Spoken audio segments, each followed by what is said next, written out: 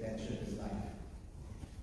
What made my dad different from the rest was he died doing what he loved the most. He was lucky to be able to experience this type of happiness. He lived his life with no regrets, and he was successful in everything he did because he was just living his dreams. One of his biggest dreams was when he moved to the U.S. He came here with practically nothing, and over the years he built himself a great life in America. He worked graveyard to be able to run a business in the daytime and took care of my mom, sister, and me. Even with all that, he always found time to cook. One of his biggest rules is no matter how busy we got or how old we become, dinner time is family time. We always had to have dinner as a family. My dad worked tirelessly. I don't think he even slept more than a few hours each night. Through the years of hard work, he eventually built a successful business, owned 2 homes. His dreams have come true. To most people, this would have been enough. But for my dad, it was just a small chapter in his grand plan. See, for people like my dad, it isn't the money that drives him. He always said he never wants to be the richest man in the cemetery. It was his ambition, his passion and dreams that motivated him. People like my dad, their purpose and reason why they work so hard is they want to leave something behind. People like him don't want to die happy. They want to live forever. My dad instilled those hard work ethics into me and my sister. I remember every Saturday he would wake me up early, regardless of how hard I partied the night before. He needed my help with one of his numerous projects, like building a concrete patio, fixing something in our rental home, or working on some top secret project for the rich in the Philippines. My dad and I worked very hard side by side for so many years.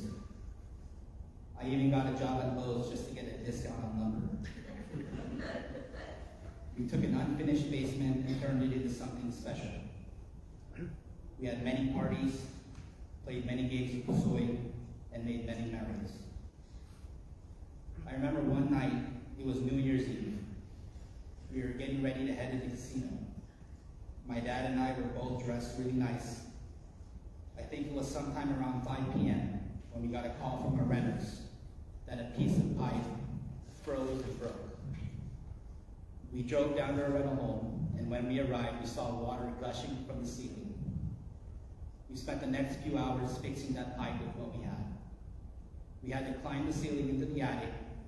It was freezing. Neither one of us had dinner, so we were both starving. It was not how we wanted to spend New Year's Eve. But you know, we finished the job. I remember the lesson he taught me that night. No matter how hard it gets, you have to finish the job.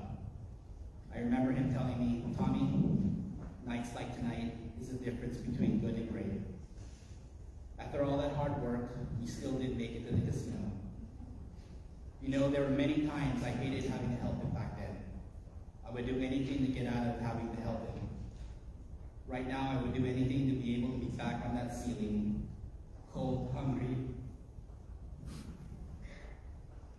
wet, and tired, just to be able to see my dad one more time. You know the fact after all that hard work, he still wanted to go to the casino is another reason why me and my dad was so special. He worked very, very hard, but he played harder than anyone else. We always had fun. We went on many family vacations. We went to Vegas many, many times, Disneyland, Disney World, Grand Canyon, Yellowstone. Went to New York, up and down both coasts. We went on cruises, Canada, Mexico, and of course, Philippines. He even traveled all over Europe with my mom. There are many trips we discussed going on with the grandkids. He wanted to go on the train ride from one end of the country to the other. He talked about visiting places like the Northern Lights and Sweden because he loved cheese. He wanted to visit historical places, places with rich history. I plan on taking my family to all these places we discussed, as I know he'll be there waiting. One thing that made my dad the greatest is he loved to learn. He loved to read. He wanted to know the why behind everything. With all his college, he had many lessons to teach my sister and me, and pretty much anyone who wanted to listen. He would be able to talk your ear off for hours. He loved to explain the why and had many lessons to teach. Tommy, don't ever be the richest guy in the cemetery. Tommy, enjoy your life. Tommy, don't be afraid to make mistakes. And his favorite, Tommy, you better quit smoking. He always reminded me, even if you fail, it's better than not trying. And no matter what, always get back up. You know, I never finished college when I was younger. I'm 2 classes away from getting my bachelor's degree. And after 22 years, I finally quit smoking last year. Unfortunately, my dad never saw me as a non-smoker, and physically won't be there when I get my degree. Both of these were accomplished because of him. Every time I wanted to quit school or light up a cigarette, I could hear him yelling at me to not give up and finish his job. Of all my lessons my dad taught me, he taught me one last lesson the day he died. A lesson that I will make sure I teach his grandchildren. See, it isn't money or a house that you should give your loved ones. It isn't a fancy car or even a successful business. The most important gift you can give to someone you love is time. No matter how rich you are, you can't buy time. We really don't know how much we have, and once it runs out, it's gone. To everyone, the meaning of time might be something different.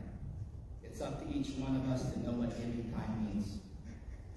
But for me, it's watching my son grow up, being there for him every step of the way, like my dad was there for me and my sister, teaching him everything my dad taught me, making sure both grandchildren know who their grandfather was, worrying less, making sure I take care of myself, and most important, to adore my wife as much as my dad adored my mom.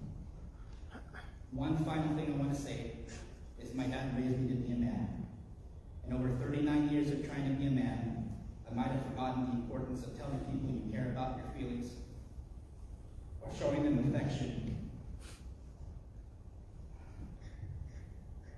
You see, my biggest regret in my life is in 39 years, I never told my dad how thankful I am for all his hard work and sacrifice,